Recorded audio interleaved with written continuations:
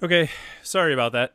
And one of those technical difficulties where you hit a button you shouldn't hit right before you're about to go live, and then you realize that it messes everything up right before you're about to go live. And so I apologize if you were on the original stream here on Wednesday night. We had to kill that stream and get it started again. And yeah, I apologize for that. It happens every now and then. You know, you're relying on technology and things don't tend to work. Yeah, this one looks good. Thanks, Josh Newark, for jumping in right off the bat. Yeah, this stream is set up fine. The last one was not going well. So, yeah, it's game week, as Josh Newark says. And I guess, you know, maybe our first live stream in the regular season, we're going to have some sort of inevitable issues, I guess, like that. Here we are, though. It is game week. It's the Panther-Lair Show. I'm Chris Peak from Panther-Lair.com. You're a Pitt fan. I think you know that website. You should know that website, Panther-Lair.com, Pittsburgh.rivals.com. It's the most comprehensive source of Pitt sports news on the internet, football, basketball, recruiting. We cover it all at Panther-Lair.com. And actually, this week we've got all of that going on. Of course, football coverage, getting ready for the game on Saturday. Excuse me.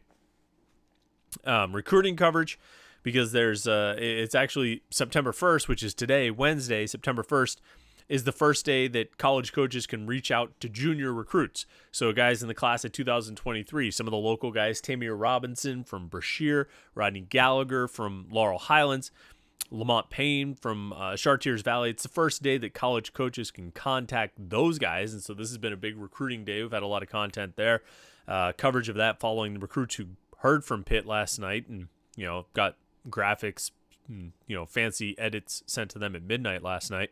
And then on the basketball side, we have some basketball recruiting content coming this week as well. So we've got it all going on this week, football, basketball, and recruiting. So if you're a Pitt fan, I don't really know what else you'd be looking for or where else you'd be looking for it, because this is you're going to find it at Panther-Lair.com. So Panther-Lair.com, Pittsburgh.rivals.com. It's a place you need to go. Of course, every Wednesday night we get together here for the Panther-Lair Show, 8:30 p.m. right here on Panther-Lair YouTube channel. It's youtube.com/Panther-Lair.com is where you can find it. Pantherlaircom is the YouTube channel. And of course, if you subscribe to the Pantherlair.com YouTube channel, you'll, first of all, you'll never miss a live stream. And that's important. I'm going to tell you why in a minute, because we got some more live streams we're going to be adding to the schedule. And then you'll never miss the Kenny Pickett Show. We release those every Wednesday morning, right around 10 a.m. is the time we've been shooting for.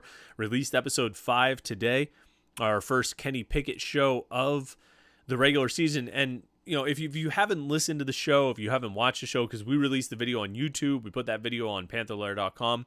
We also release it through the podcast channel. So if you subscribe to the podcast on Apple or Libsyn or Podbean or Spotify or wherever it is that you listen to podcasts, you'll get it sent to you as well. You get an audio version sent to you as well, but you don't get to see our smiling faces, me and Kenny, every week like you do with the video.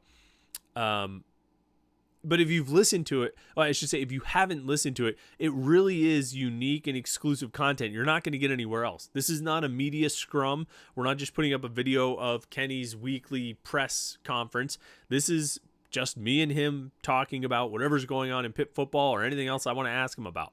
And you're not going to find it anywhere else. You know, we talked about a lot of things on this week's episode. We talked about an interesting topic, I think, is the too deep. You know, we all sit here, media fans, we sit on the outside and we pore over the depth chart. What does it mean? What does it mean? Oh, this guy's listed here. This guy's listed there. What does that mean? What does this mean? And we all know it kind of means nothing. You know, we all know that it sort of lacks a lot of relevance when it comes to what is actually going to happen on game day. But I wondered what the players thought. You know, does it matter to the players? We can sit here and say it doesn't matter that John Morgan is listed behind Haba Baldonado, you know, or it doesn't matter that Deion Hayes is listed behind Deslin Alexandra. It doesn't matter that this guy's ahead of that guy or this guy's behind that guy. But what about the players? Do they take it to heart? And I thought Kenny's response on that was pretty interesting. Talked about what sort of stands out to him about UMass, the opponent this weekend at Heinz Field, 4 o'clock kickoff, of course, on Saturday. And we talked about tweets. Does Kenny Pickett see all the mean things you say to him on Twitter? And what does he think about that? He had some pretty good comments there as well. So I highly recommend you check it out. It's the Kenny Pickett Show. It's right there on the Panther-Lair.com YouTube channel. If you subscribe to our YouTube channel, you'll see all of that stuff. Of course, if you're here on the live stream on Wednesday night, one of the best parts of this live stream is you get in the chat, you post your comments and your questions and, reactions to whatever I'm saying, and we have a little bit of a back and forth. We have like a conversation. It's like talk radio, just without the phones, right? But the thing is, if you want to post a comment or a question, you need to be a Panther-Lair YouTube subscriber. So that's not, it's free. It's not our Panther-Lair.com website where you have to pay for the subscription. This is just, you just click the subscribe button and you're in here on YouTube. And if you want to post a comment or a question or something, you need to be subscribed to the YouTube channel. So make sure you're doing that. And I know a lot of people who come for the live stream jump in and hit like on the live stream. I love that. That's great. I appreciate your likes. It makes me feel very good. But subscribe to the YouTube channel. That's even better. So make sure you do that. And of course, you can be a super chatter. We got a couple who jumped in already. RJ Seaman38, one of our regular super chatters, threw us a couple bucks, and we appreciate that support as well. We're out here just hanging out on a Wednesday night talking about Pitt sports. I'm not really getting paid to do this necessarily, just hanging out. And so if you want to support us and throw a couple bucks at the podcast, I'm not going to say no. I appreciate it. RJ Seaman38 jumped in and did it right off the bat and said he jumped in as a super chatter and posted a comment. Oh, that's the other thing.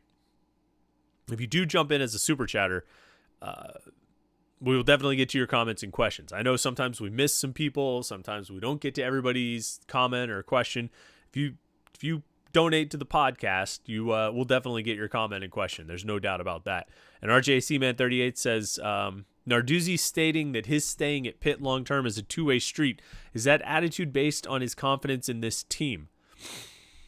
I would have to go back and reread the quote.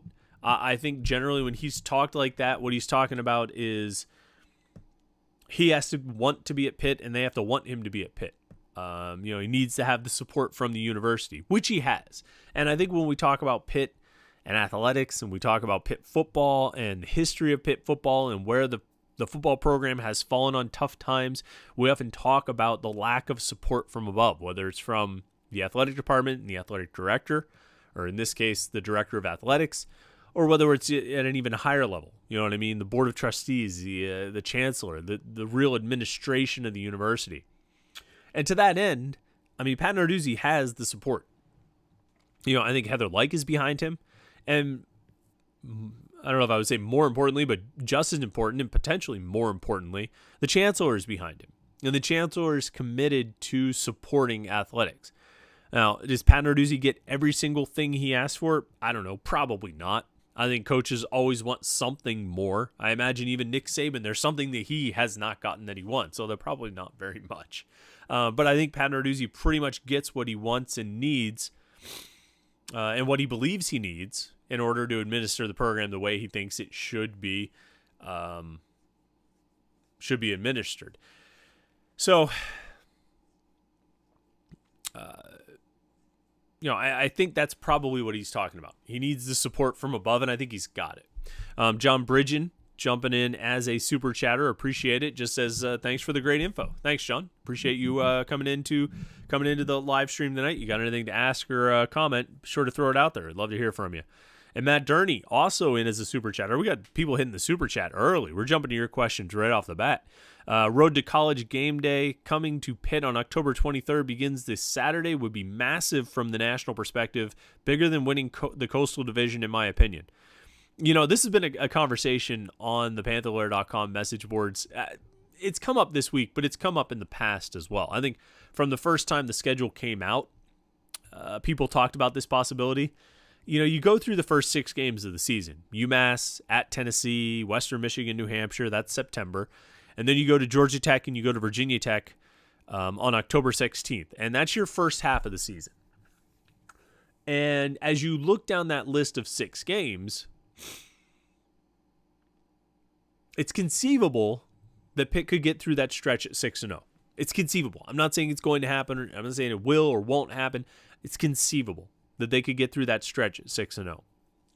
If they do, and assuming Clemson is also undefeated at that point, because that's the week after the Virginia Tech game, October 23rd, it's a Saturday at Heinz Field. Would College Game Day come to Pittsburgh for a matchup of undefeated, ranked, because Pitt would be ranked. If they were 6-0, they would be ranked.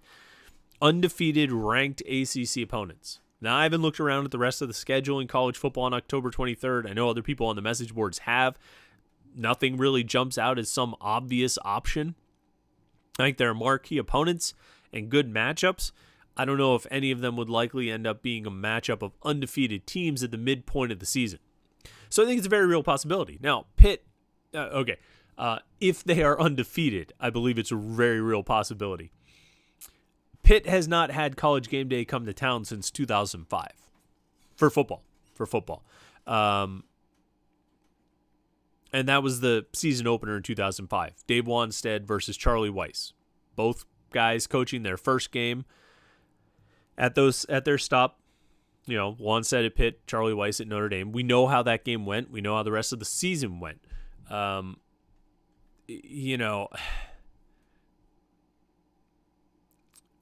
big would it be from a national perspective? I mean, to be honest, I think getting to 6-0, being ranked, and having a relevant game against Clemson at midseason, that would be what's nationally significant. That would be what puts Pitt, on the national radar, at least for that week, more than College Game Day coming to town. Although College Game Day certainly would help. And I mean, to be honest, Matt, I think College Game Day coming to Pitt would be a reflection of Pitt's national sort of relevance more than the thing that makes them nationally relevant, if that makes any sense. You know what I mean? I think because they are nationally relevant at 6-0 and ranked, that and playing I forget if Clemson has 5 games or 6 games at that point, or 7, but playing an undefeated top 2, top 3 team in Clemson, that would put them on the national perspective, and that was what would make them appealing to College Game Day. Now, there's a whole lot that has to happen between now and then, as we all know, right? And we've talked about this countless times. We've talked about this schedule, and we've talked about the pitfalls, and we've talked about it was either last week or a week ago or the week before that we talked right here on the live stream about the most important game. I forget who asked that question about they suggested that Tennessee was the most important game. And I think off the cuff, I forget what I said when I responded. I think I brought up the Virginia Tech game as maybe sticking out more to me. And then upon reflection, as sort of time passed over the last week or 2 weeks, however long ago it was that question was asked, I really think it's both of those games, Tennessee and Virginia Tech. Because Tennessee is the game that you win that and you still have to beat Western Michigan and New Hampshire, but I'm going to assume you win those 2 games.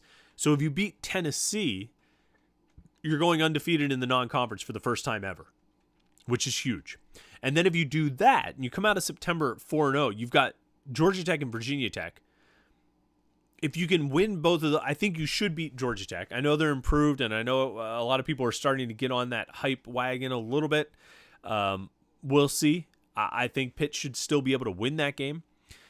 And then you look at the rest of the schedule, you've got Duke, you've got Virginia, you've got Syracuse, right? So let's say you get your 4 non-conference games, right? And you get Georgia Tech and you take care of business against Virginia, Duke, and Syracuse. That's 8, which means Virginia Tech on the road, even if they're struggling, is not an easy game, but it could be the game that gets you to 9 wins ultimately.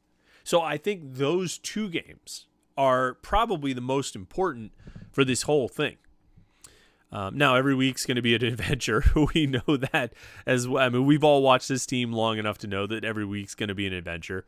But I think those 2 games really are going to be crucial to this team's success and whether or not they get to 9 wins, which I think is the goal. Right. I mean, I think that's the target. And I kind of teased on Twitter. I said that, this week's podcast, this week's live stream, it was going to be, talking about whether they can finally get over the hump and win 9 games, and whether they can finally get to 9 and all that stuff. I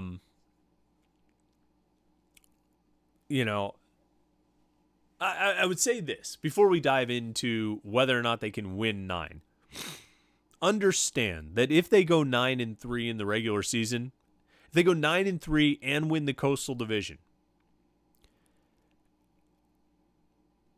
there will still be room for disappointment because there will still be those other 3 games. I don't think this fan base, and I don't think it's unique to the Pitt fan base, but I think a lot of sports fans are probably this way, but I don't think this fan base can ever come out of a season where there are any losses and not say, oh, what might have been.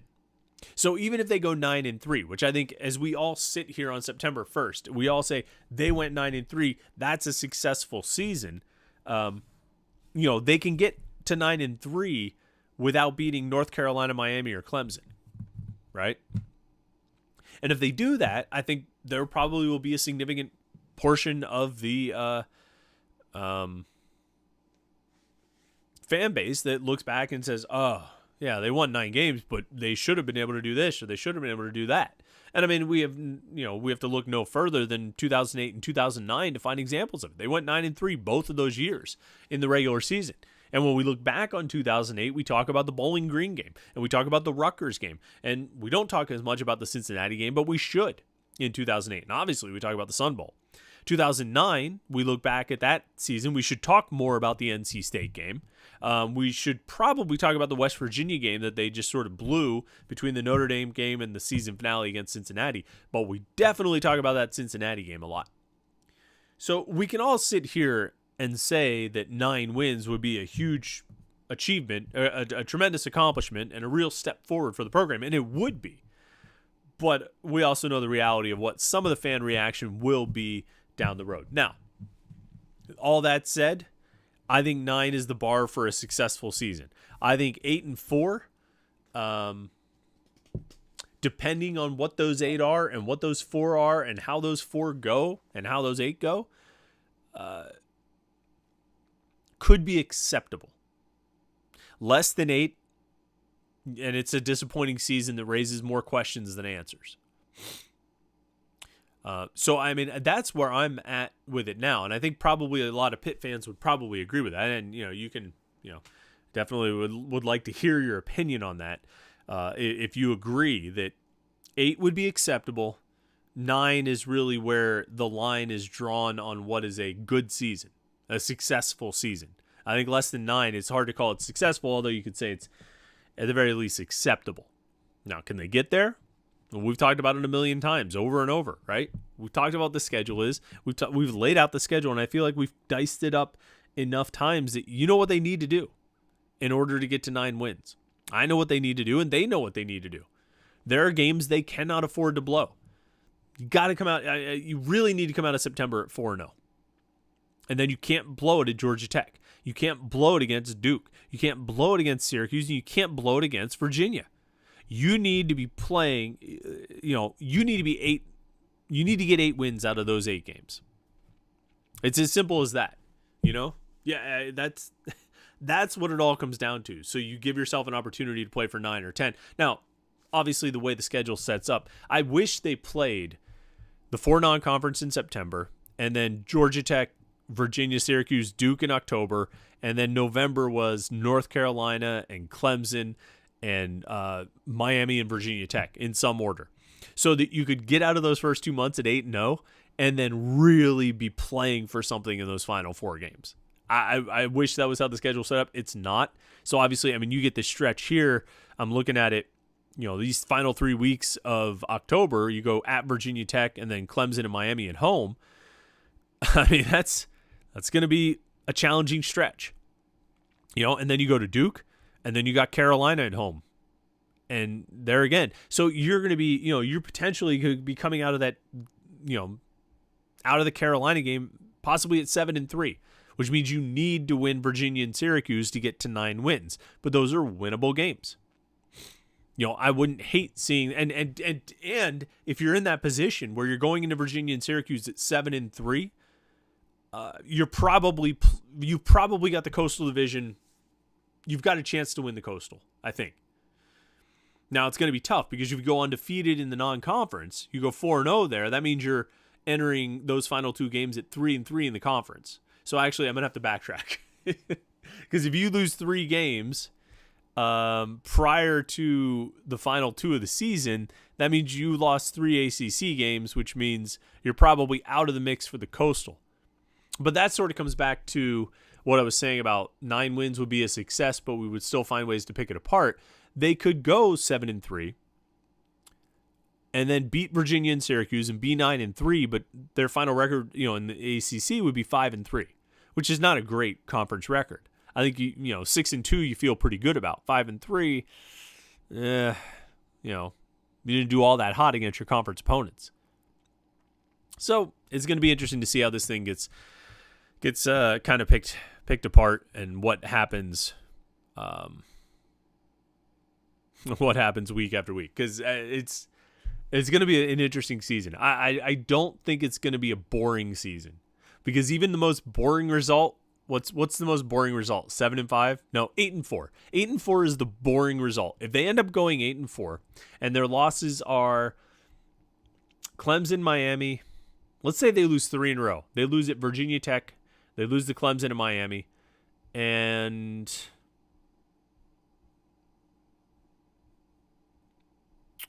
no, because even if they lost 3 in a row, I was going to say, and then they turn around and beat Carolina, but then I have to find another loss in there for them. They lose to Tennessee, all right? So they come out of September at 3-1, all right? They beat Georgia Tech, so they're 4-1. Then they lose 3 in a row, so they're 4-4, all right? And everybody is, people are apoplectic. Which, again, it wouldn't be boring, though, because they could then win 4 to finish. They could beat Duke, Carolina, Virginia, and Syracuse. And finish at 8-4, and I said 8-4 would be the boring record, but the reality is that 3-game losing streak would be a disastrous stretch.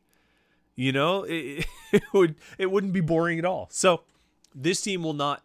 I don't think they can find a way to be boring this year. I guess that's the thing I can say is I don't think this team could find a way to be boring. It's going to be interesting one way or the other. Michael B jumping in as a super chatter. He's always one of our good super chatters. Happy to see him, man. Says, Chris, had to give you a super chat before the season starts. Let's hope Pitt has a really good season because us Pitt fans definitely deserve one. Keep up the good work. And yes, 9 wins minimum in the regular season. A bunch of people chiming in saying they would love it if Pitt went 9-3, 10-3. I mean, of course, yeah, there's no question. I mean, it would be a great record for Pitt to have. I just think, you think back on 2008 and 2009, we still found ways to pick those apart, still found ways to pick them apart. Royce Beacom, another super chatter. Love it, guys. You guys are really stepping up tonight. I appreciate it. Which Pitt game is the most likely to be an upset? That happens every year. You know it. And which game will Pitt be the most likely to upset another team? That's a good question.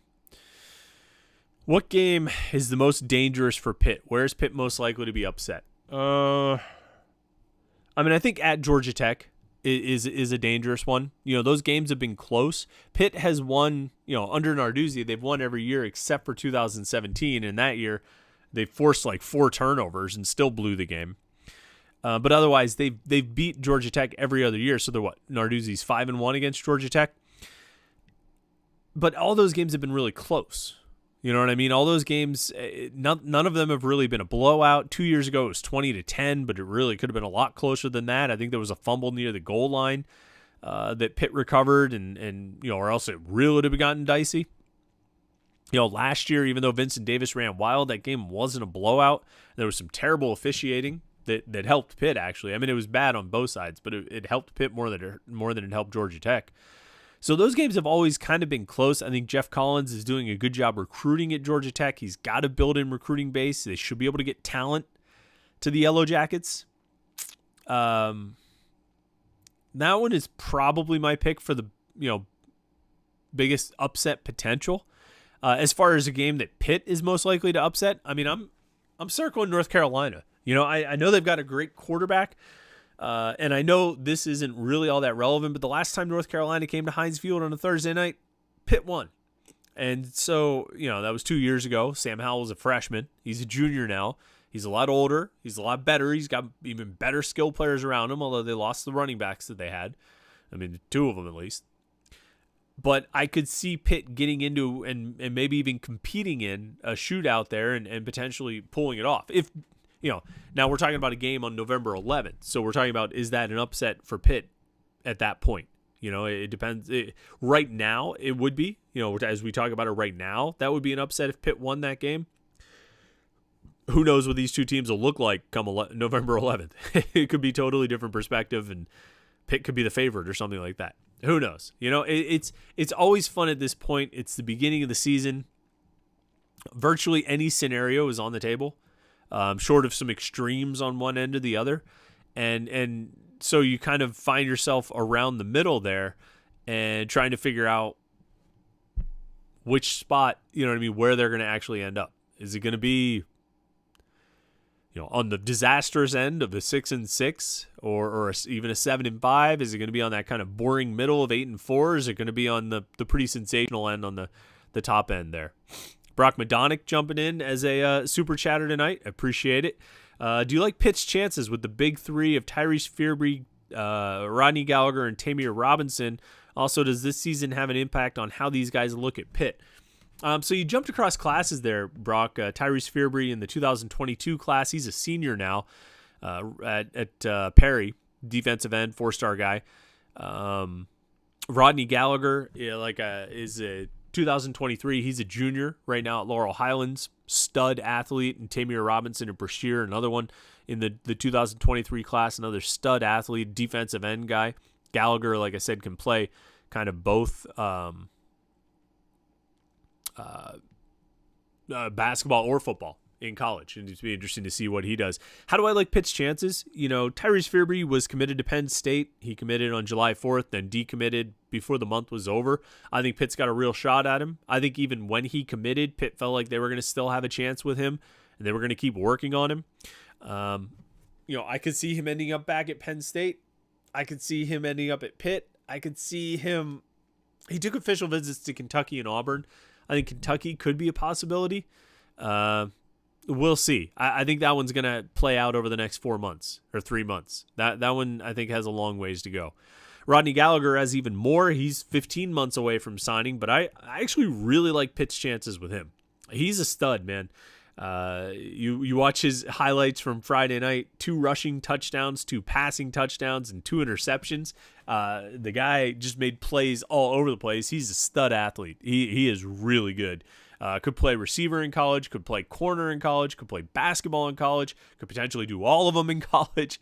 I think he is, one of the best players in Pennsylvania, regardless of class. I think he's, the best player or one of the top 2 players in PA in his recruiting class, the 2023 class, and I like Pitt's chances. I think they got a really good chance of landing him.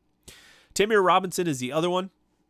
He's a guy, a big defensive end, rangy defensive end who, sometimes for fun plays safety. So that's the kind of speed and athleticism he has. He can run around like that.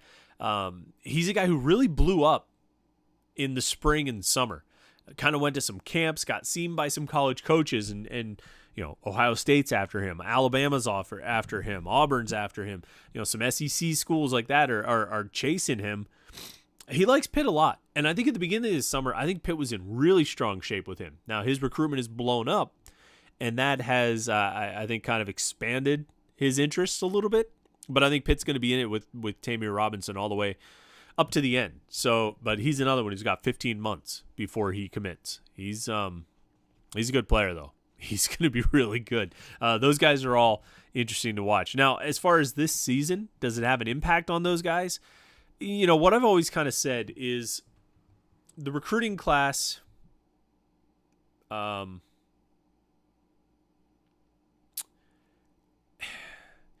when you look at a recruiting class and you look at the seasons that influence, or how the current season influences the recruiting class, it tends to work like this. Your current season influences, or has the greatest influence on the next recruiting class. So, there's the guys in the class of 2022. They're seniors right now, right? They're going to sign their letters of intent in December. They're going to graduate next spring, and they're going to enroll in college next summer. Okay. And then the next class, the 2023, are the guys who are juniors in high school right now. They'll sign their letters of intent in December of 2022. They'll enroll in college in the summer of 2023. Those are the guys that I think the current season influences or impacts the most. Sort of historically, this is what you've seen. That the current class doesn't usually tend to, like I say, be influenced or impacted by the current season as much as the next class is. So I don't know if I mean, Tyrese Fearbry, as he considers his options, he's going to look at what Pitt does. Look if Pitt looks like they're heading in the right direction. Is Dayon Hayes playing out there as another, City League defensive end coming into Pitt? Is he getting playing time and showing what he can do and having a good career? All those things are going to influence him, but I think it's going to do a lot more to impact Rodney Gallagher and Tamir Robinson and those guys in that class. So those are the ones that I think really could be influenced if Pitt goes out and has the kind of season that we're talking about here. If Pitt goes out and wins 9 games in the regular season and gets people a little excited, I think they'll, I think that's where you'll see the impact is on that next class. All right, jump into some other questions and comments here in the chat, and we appreciate all the super chatters. You guys have been showing up tonight. I appreciate it, man. Homer Simpson says, S. Mac. There he is. Sorry, Homer. You had some other stuff, but I was trying to read S. Mac's comment. Pitt will have double-digit sacks on Saturday. That's an interesting one. I think they're double digits a lot. 10 sacks in a game is a lot. I think Pitt will push close to that. Somewhere between 7 and 9 should be a number they can target, and I think that's coming from the defensive ends. I think the linebackers blitz. I think you might get a safety blitz in there every now and then. They get that Delta package out there on third down where they really mix it up with who's coming and disguise things, and it's tough for the opposing offense to figure out who's coming on the rush. They'll get a lot. I think they'll get a lot. I think this defense is going to get a lot of pressure on the quarterback all season long, and I think they should definitely do that against UMass on Saturday. Peter Berlin says, what's up with Bam Brema? You said last year the coaches talked him up a lot. Did he get hurt or anything, or just passed by? I think last year what we heard a lot was that the coaches were excited about his potential.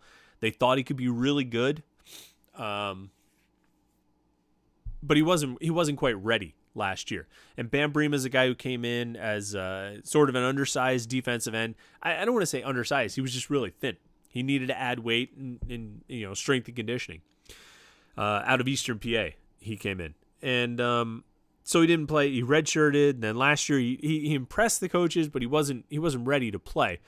This year, he's grown enough that he's been getting reps inside and outside, playing some defensive end and some defensive tackle. And I don't know, there's a lot of depth.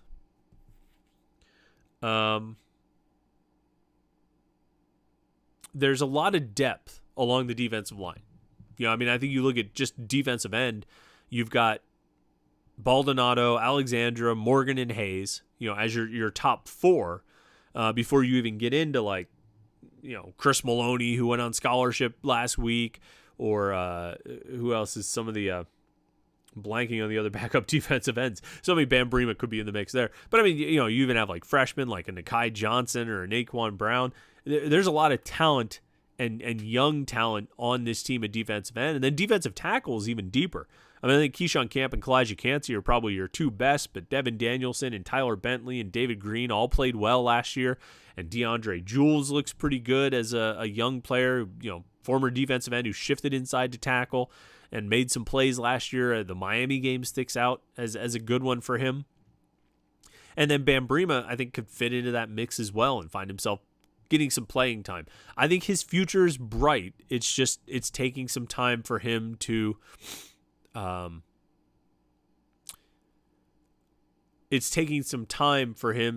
grow into it. It doesn't always happen fast. Josh Newark says, what is more likely to happen, a running clock during the second half or 10-minute quarters? Pitt wins big, Delaware big. Well, the last time Pitt played Delaware, they didn't win big. They won by a touchdown or something. That was in 2019. Now, you're talking about the game in 2014 where they won 62-0. That was a little bit different. I don't think you're going to see any running clock or 10-minute quarters or anything like that they did last year in that Austin Peay game. I'm not using 2020 as a reference point for anything. You know what I mean? I don't think anybody's trying to emulate anything from 2020. I think going with the running clock or the 10-minute quarters, whatever they did last year, was purely a product of just the times. I don't think they're going to do that against UMass. I do think Pitt will win big on Saturday, but I don't think there's going to be any kind of running clock or 2-minute or 10-minute quarters. I don't think they're going to go that far. I think I think Pitt should have a comfortable lead, and I think Pat Narduzzi is going to want to get his backups out there and get those guys as much playing time as possible. Let's see. Will Z says, best Pitt coverage bar none. I can't even read. Appreciate that, Will. Good stuff. Colin Towell says, Pitt needs to have a successful season for many reasons, most importantly, the local talent in 2023 and 2024. Yeah, I agree about that. That's kind of like we said, the current season will influence those 2023 recruits. I think it's just as much for those 24 guys. Those are the guys who are sophomores this year. And the big ones locally, Anthony Specca from Central Catholic, a linebacker who's already built like a college player. And then Quentin Martin, a running back, receiver, linebacker, safety. I don't know what spot he's going to play, but he might be able to win a Heisman at 3 of them or something like that. At Bell Vernon, he's a stud. Both of those guys, huge targets for Pitt. And yeah, what you do this year is going to greatly influence how they view you and view your program. If you have another 7-5 season, your chances, it's going to be a lot harder to recruit those guys. Not impossible, but it's going to be a lot harder. Let's see here. Scrolling through. Will Z says Virginia Tech, we were talking about potentially having a college game day matchup for the Pitt-Clemson game mid-season. Will Z says Virginia Tech is the biggest roadblock to the 6-0 game day matchup. Yeah, I wouldn't disagree. Look, I mean, to get college game day to come to Pittsburgh for that game against Clemson, you got to be 6-0. I don't think there's any question about it. So you look through those 6 games. UMass, Western Michigan, New Hampshire should be wins. The other 3, your actual Power 5 games, Tennessee, Georgia Tech, Virginia Tech. They're all on the road. I think they all present their own sort of unique challenges. I think Pitt should be good enough to win all 3. I can talk myself into them losing any 1 or 2 or 3 of those. So, because that's just sort of how things go sometimes. We sort of know that. But yeah, that Virginia Tech game is a challenge, man. It really is. I'm on board with everybody who says the Virginia Tech gets needlessly or unnecessarily hyped without merit every year. I agree. But there's something weird about this series. You go back to 2016 was the last time the road team won one of these games. Before that, I think Pitt lost.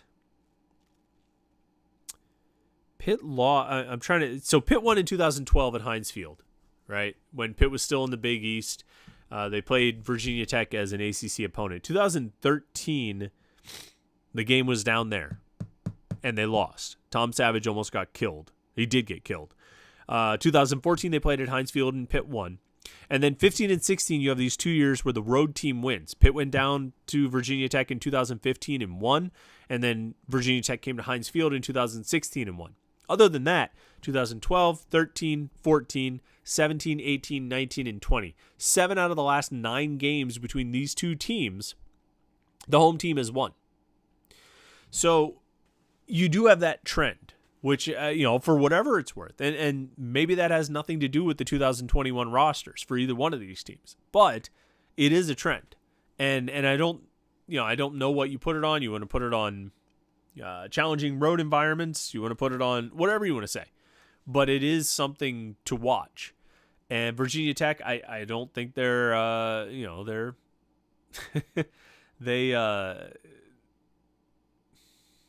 they get hype all the time. You know what I mean? They're living off reputation, and they haven't been that good in recent years. Comparable to Pitt. But Pitt doesn't have the reputation that Virginia Tech has because Pitt didn't have the success that Virginia Tech had in the last 20 years. So, but yeah, I think that's going to be a challenge just because it's been a challenge every, like I say, 7 out of the last 9 years. Hey, speaking of that Virginia Tech game, and really speaking of all games this season, we had so much fun doing it last year. We're going to bring back the post-game live stream again this year. For a few years there, I was doing the Drive Home podcast where just when I was driving home from whatever game I was at, I would just pull out the old phone and turn it on and talk for 20 or 30 minutes and release that as a podcast. It was just sort of instant reaction to the games. It was the Drive Home podcast, and that was a lot of fun. People really enjoyed that and got a lot of good feedback and good reactions on that podcast. But then last year, didn't go to any of the road games because most of the press boxes were closed and there wasn't a lot of reason to do it. So we would watch the road games at home, and then actually I think it started mid-season, maybe at the Notre Dame game, or maybe it was the Boston College game, it might have been. And we fired up a live stream just like this and went live and had basically a post-game show. And we're going to do that again this year. We're going to do it for all games, home games and road games. Home games will be a little bit later just because we got to get home from the game. I'm actually going to go to Heinz Field and press conferences and all that stuff.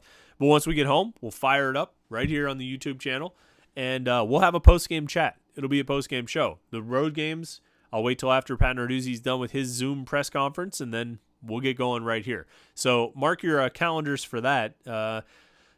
Saturday's game, 4 o'clock game, I'm thinking probably somewhere around 9:30. We'll go live. So that should be good. Everybody will be good and tuned up. I'll probably have a beer that night. Win or lose, I'll probably have a beer just to relax, chill at the end of the evening. We'll have a little conversation. So mark your calendars. That's something to do after each game. We'll get together for one of these live streams and have a little chat. Benjamin Glazer chimes in, says, was talking to a few Clemson fans today who are driving to Pittsburgh for the game. They're excited and looking forward to it. They were asking me top 5 things to do while there. Give us a few highlights. Top 5 things to do in Pittsburgh in October. I don't know. Everybody this week is complaining about people recommending Permanis. This is the big thing on Twitter, that somebody recommended Questlove, the drummer from The Roots, should go to Permani Brothers when he's in Pittsburgh, and then a bunch of people are dragging them for recommending Permanis. I mean, you should do it once. Do we at least know what everybody's talking about? But for real food-wise, I mean, you should go to Gaucho. I mean, I think it's probably my favorite restaurant in the city. Down in the Strip District. Are they downtown now? They moved their locations, right? If you're beer drinkers, I mean, there's so many good breweries out there. If they're gluten-free beer drinkers, they should go to Aurochs out in Emsworth. Send them out 65. If they are allowed to have gluten in their beers, I mean, you can't go wrong with Dancing Gnome. I mean, that place is incredible. So, I mean, do something like that, or go somewhere like Mindful that has, pretty good food and beer. Go to the church. I mean, the church is still open, right? Church Brew Works. I was like that place back in the day. I mean, there's a lot of options. It's hard for me, man. I live in the suburbs now, and I don't have a lot of good recommendations on what you should do in the city if you're visiting from out of town. If I knew people coming in from out of town, I would start, somebody coming in like October, I would start planning now to try to give them good suggestions. RJ Man 38 says the Zoo, the Incline, the Gateway Clipper, the Southside restaurants in Mount Washington. That's his recommendation. So, all right. You got some right there. Joe Lanzel says, Chris, are you surprised that the Rams cut Paris Ford? I feel he should find a home somewhere. Damn good player. Obviously dumb mistake to leave the team mid-season. I don't think leaving the team mid-season last year helped Paris Ford, but I don't think it was his biggest issue. I don't think it's the reason he went undrafted and then got cut by the Rams. I think what he did after he left the team caused the biggest problems. I think when, it's apparent that he didn't train all that well for Pro Day. It's apparent that he didn't put in enough time and enough work. I mean, I think you look at a contrast of Jason Pinnock, who tested through the roof and put up great numbers at Pro Day. And then you look at Paris Ford, who didn't put up great numbers at Pro Day. And there's your first red flag, that this guy left the team at midseason and doesn't, see him. And I mean, I can't say it definitively, but I mean, I know for a fact that he left the team at midseason. And I know for a fact that his pro day performance was less than good, right? And so I can only believe or assume, I guess, that he didn't put in enough work or train the right things from the time he left the team to pro day. And then and that's just kind of like the first red flag. The other stuff is stuff we talked about leading into last season. That he was one of the most exciting players I've seen at Pitt. One of the most exciting players I've covered at Pitt. But had a tendency to be unreliable on the field. And that's the kind of thing that I don't see it with my own eyes. You guys might see it sometimes. Maybe you watch a replay. Maybe they show a replay on TV. But I talk to people who really know what they're looking at. You know what I mean? I talk to people, football people. And this is what they say is, look, this guy is freelancing too much. He's got great instincts, but he relies on them too much. He has responsibilities in the defense that he needs to take care of, and he doesn't. And that leaves the defense vulnerable to some of the plays that they tend to give up, some of those bigger plays. And those were things that NFL scouts are going to see when they watch the film. So you have these concerns on film, and then you have even more red flags at the pro day. And this is how a guy goes undrafted. And if I hoped that when he got to the Rams camp, it would be the wake up call. You know what I mean? That he would really say, okay, I gotta put my head down and I have to grind here and work really hard. And he's got the greatest example right there of Aaron Donald, a guy who's Defensive Player of the Year and still working his ass off harder than 90% of the guys in the NFL, maybe a higher percentage than that. And so I hoped that Paris Ford would see that and absorb it and take it on. And maybe he did. Maybe he worked really hard and just didn't make the grade. But he's a guy with tremendous amount of talent, great instincts, and very exciting to watch. Just you got to be reliable on the field. Coaches can't trust you; they're not going to play you. And in the NFL, they're not going to play you; they're going to cut you. Tyler Penrose says, is there a scapegoat if Pitt falls under 7 wins? Yeah, it's the offense. I think if Pitt fails to win 7 games, if Pitt only wins 7 games, it's going to be about the offense. I believe in the depth of this defense. Like, this defense is good enough. They'll replace the guys they lost. They might not have another Rashad Weaver or Patrick Jones. They may not get anyone to play up to that level. They may not have another DeMar Hamlin. They may not have another Jason Pinnock. But they've got enough talent and enough depth. They've recruited well enough that they'll have good players step in and play well at those spots on defense. If this team only wins 7 games, if this team, God forbid, wins less than 7, it's going to be the offense. The offense is going to be the issue. I have no doubt about that. There's no way this team goes out and scores like the 2016 offense did and only wins 7 games or 8 games. No. It's going to be the offense. It's what it's going to come down to. Let's see. Scroll through here as we're kind of running low on our time. Let's check in. Matt Durney says I should recommend the casino. I mean, man, Rivers, I've been to the Rivers Casino a lot. It's fine. It's here. It's close. It's closer than the Meadows. It's closer than driving to like Wheeling or someplace. So I'll give it that. But as a casino goes, it's just fine. It's just fine. Homer Simpson asks, who is Pitt's biggest rival in the ACC? Is it Syracuse because of how long we've played them? Well, I mean, I'll ask you, Homer. Do you care about Pitt Syracuse? This question always comes up. I know I've done like preview podcasts where I'll have a guest on, to preview the upcoming opponent, or sometimes I've gone on podcasts for other, guys who cover other teams and preview Pitt. And I think the last time Pitt played Syracuse, I think it was last year. It might have been 2 years ago the last time I did this. I had Brent Axe, who's a radio guy up in Syracuse.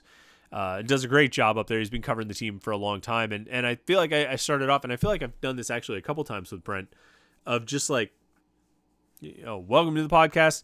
Brent, first question, does anybody in Syracuse care about Pitt? Oh, on the football side. On the basketball side, I think, certainly there was a lot of animosity and mutual respect and dislike and all of that. But on the football side, does anybody really care about Pitt in Syracuse? And does anybody, at Pitt really care about Syracuse? And I don't think they do. Even though Pitt has played Syracuse longer than any other opponent. It has the current longest stretch. They played each other 50-some years in a row. I don't think anybody cares. I mean, if there's a rival, I think it's probably, and it depends on whose perspective you're looking at. Is it the fans' perspective? Is it the players' perspective? The coach's perspective? The university perspective? I would think for the fans, it's probably Virginia Tech. There's a lot of dislike of North Carolina just because Pitt took how many years in the ACC before they finally beat Carolina. But I don't think, I don't think Carolina cares about Pitt. And I ultimately, I think that was just sort of a dislike more than a rivalry. I think there are elements that could make Pitt Virginia Tech a great rivalry. I don't know if their fan base really buys into it though. I don't really get the sense that Paternuzzi and Justin Fuente like each other all that much, although I don't think there's as much dislike as we might assume from what we see from our perspective, but I don't get the sense that they really care for each other very much. But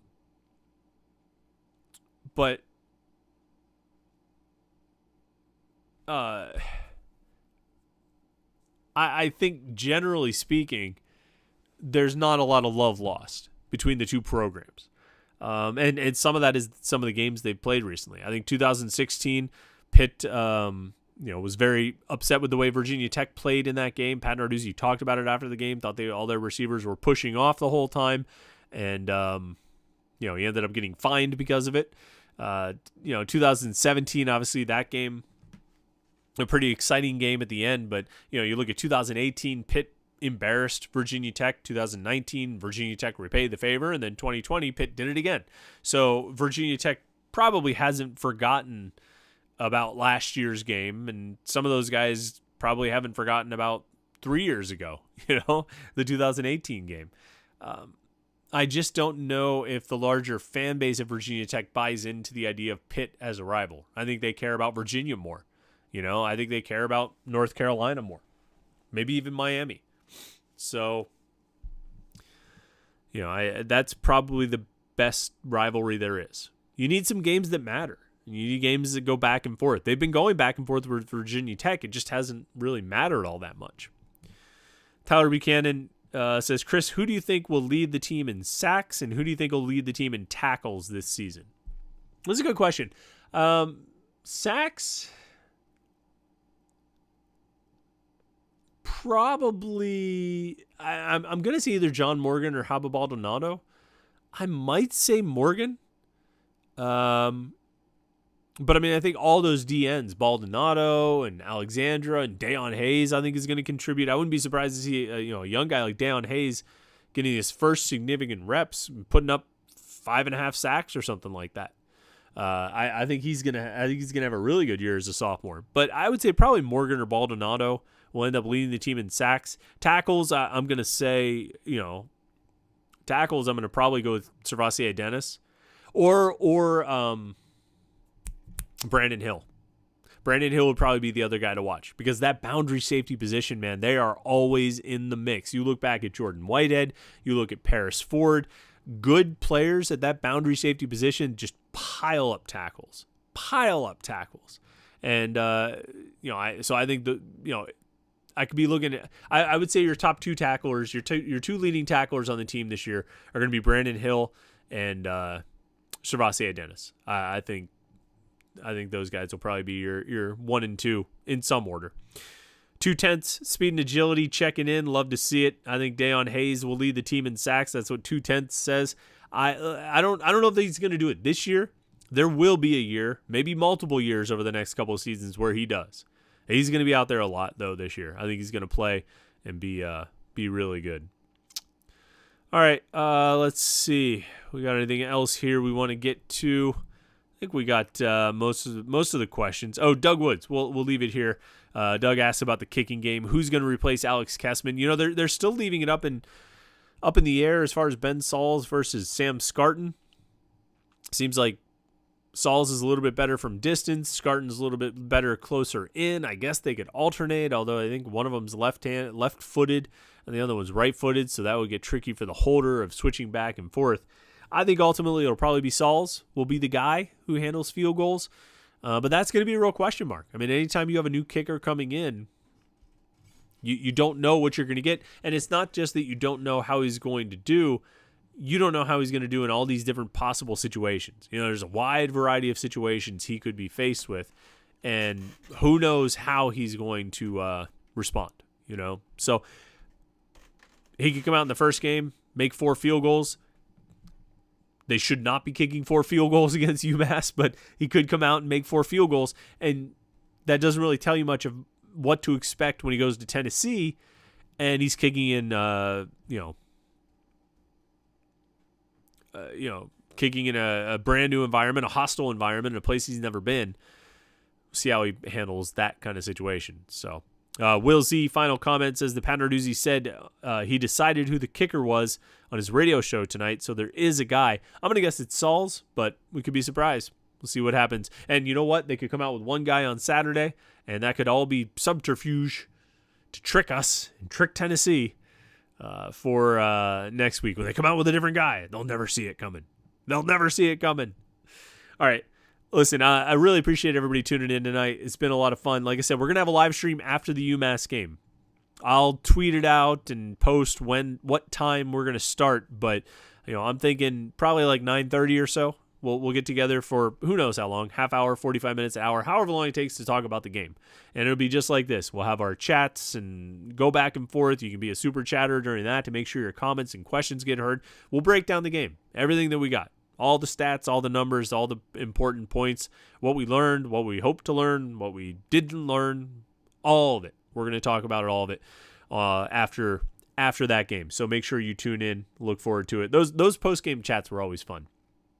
In some ways more fun than these Wednesday night things because everybody had a little extra enthusiasm, little extra emotion, maybe a little extra alcohol, and that always makes it that can always make a situation more entertaining. So we'll do a little bit of that on Saturday night. Saturday morning, of course, 8 a.m., you can hear the Panthers Insider Show on Sports Radio 93.7 The Fan. Catch me on the pregame show right around 3:10, somewhere around there on The Fan. You can hear some more comments from me then. And stay tuned to the Panther-Lair Show. Or stay tuned to Panther-Lair.com all through the week. We'll have you ready for Pitt UMass. We'll have all the breakdowns after the game, videos, stats, numbers, box scores, all that stuff. We will have it all for you after the game. So Panther-Lair.com. Make sure you stay tuned to the website. And then next Wednesday night, we'll be right back here. And we will not have any technical difficulties to start the show. We will just get it going right at 8:30. For another Panther-Lair show. So thanks everybody who jumped in. Thanks to all the super chatters. You guys did a great job tonight. We appreciate you. Hope to see you again next week. Have a great rest of the night, everybody. Have a great week. Enjoy the game on Saturday. We'll talk to you Saturday night after Pitt UMass at Heinz Field. Have a good one. We'll talk to you then.